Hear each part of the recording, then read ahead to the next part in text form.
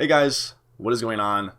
Welcome to what is, I suppose, my first full, drawn out, edited video talking about fitness and my progress within the gym.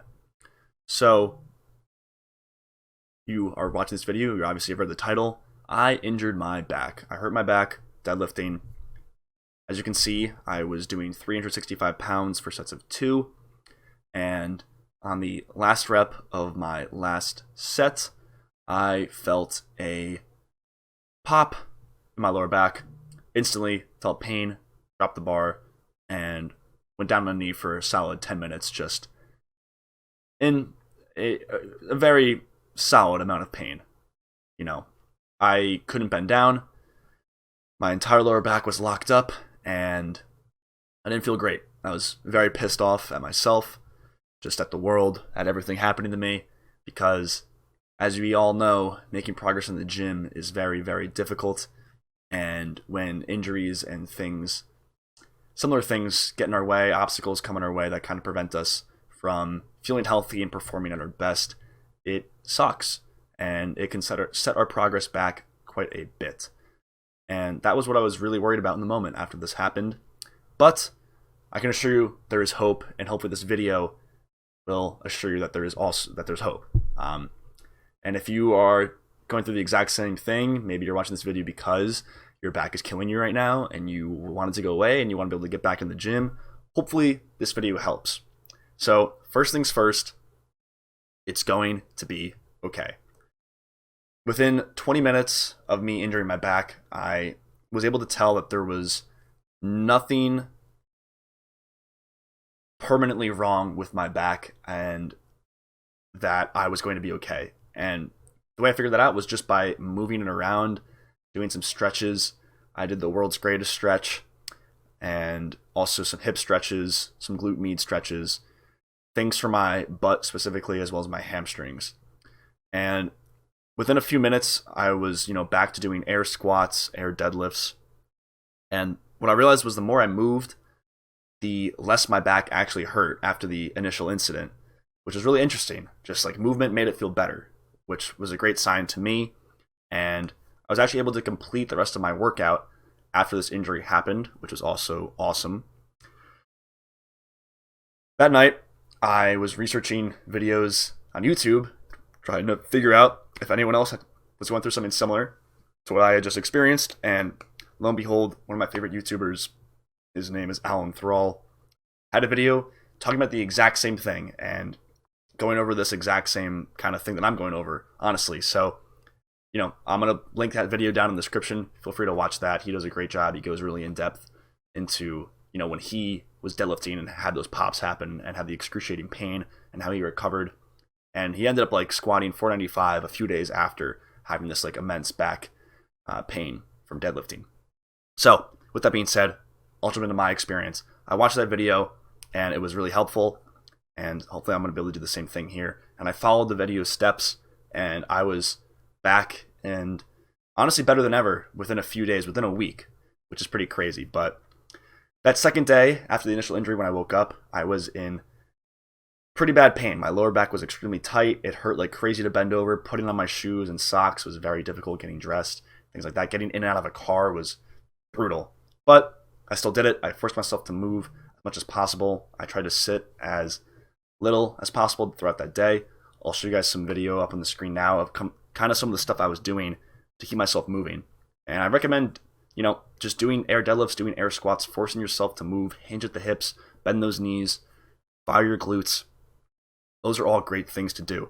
I was playing fetch with my dog, doing high knees, leg raises, all sorts of stuff. And you can tell by these videos that I am in a very fair bit amount of pain here. It does not feel good to bend down. It does not feel good to kick my leg out in front of me. So, I wasn't in a good spot the second day, the day after, but I kept moving. And then the following day, I went to the chiropractor and had him adjust my back, also put some stim in my back, and he also showed me some awesome stretches, most of which I was already doing. So, if you don't go to the chiropractor, that's okay. I know some people have mixed opinions on chiropractic work, but I recommend it. I think if you research chiropractors in your area, you can find a really solid one for sure that you can trust. So I recommend doing that if you are experiencing back pain of any kind.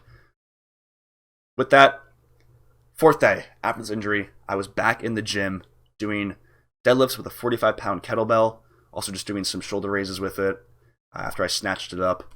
And I also did farmer carries, some squats. I didn't film all of this, but that's kind of just some of the stuff I did just to work my lower back.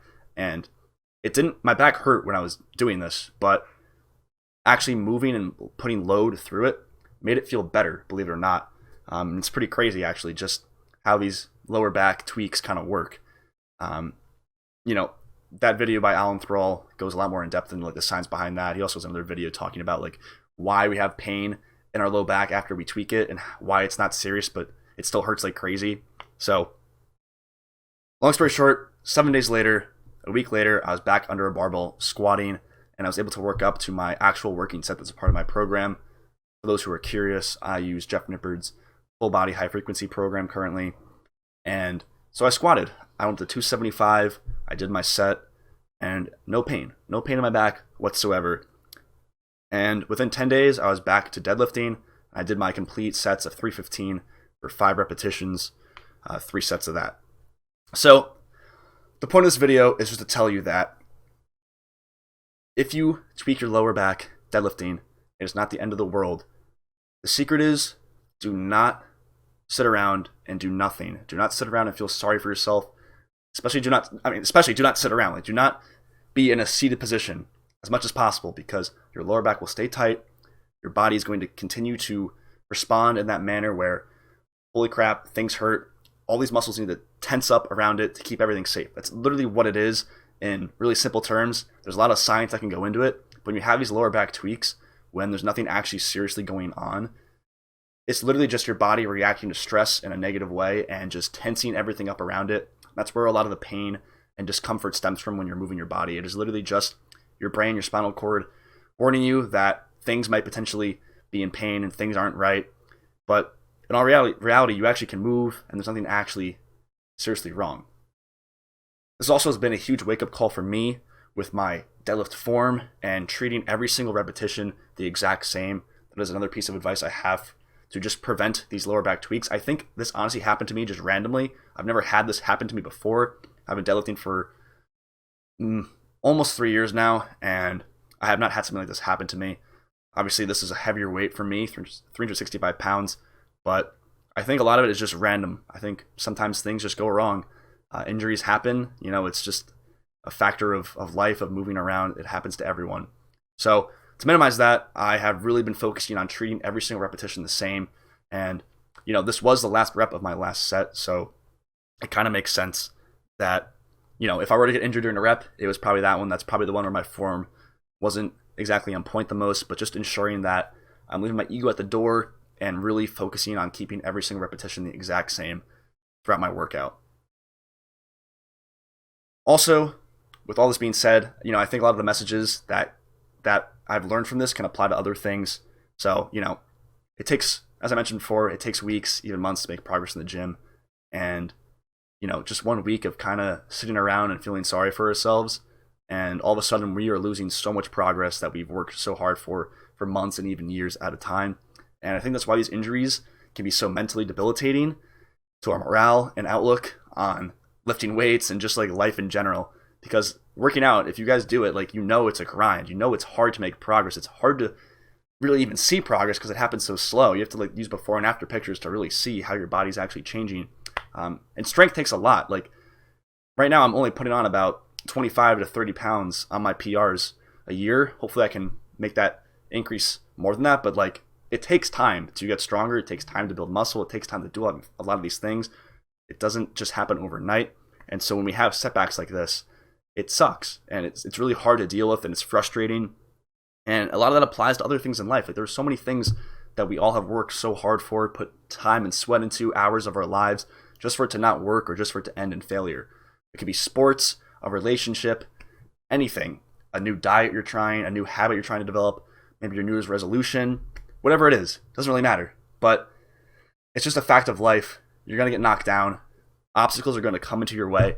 So that's why it's super important that you're grateful for the opportunities that you have in your life, where you aren't set back, and for the days where you feel healthy and feel great, because, you know, you might just wake up tomorrow and be super sick.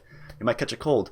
You might catch COVID even. Like, you never know. The world is full of random stuff that just happens, and you're never going to live a life that's just totally 100% good all the time. So obstacles come in our way, but it's our duty to respond to them. And I am a firm believer that the way someone responds to adversity is what truly defines the kind of person that they are. So honestly, look at this as a challenge for you. If you are experiencing the same thing that I just went through, this is a challenge. It is an opportunity for you to grow, an opportunity for you to challenge yourself to get back in the gym as fast as possible and as safely as possible. At the same time, work on your form, strengthen up those glutes, strengthen those abs, stretch those hamstrings, stretch those glute mediuses, and get back to doing what you love as soon as possible without losing any progress. I am very happy to say that I did not lose any progress with my lifting strength, even though I could barely bend down literally like 12 days ago. But yeah, that's really all I got for you guys. Hopefully I didn't leave anything out. I hope this video helped you guys in some way. And again, if you are watching this right now and your back is killing you, even if it's not from deadlifting, you know, the biggest thing is you have to change your mindset. You have to tell yourself that I am not going to keep living this way with my back hurting like this, and do something about it. So start moving, start stretching, start strengthening. The less you move, the more the problem is going to get worse. All right, guys, that's all I got. Hope this video helped. This is my first time doing something like this, so, you know, it's a learning process, but hope this helped you guys out in some way. And as always, drop a like, leave a comment with any questions you want me to answer in a video. I'd love to help you guys out in any way. That's what I want this channel to be. A spot for me to just help people out. It doesn't even have to be about the gym. Anything at all, ask me. I will be happy to help. All right. Thanks for watching, guys. Have an awesome day.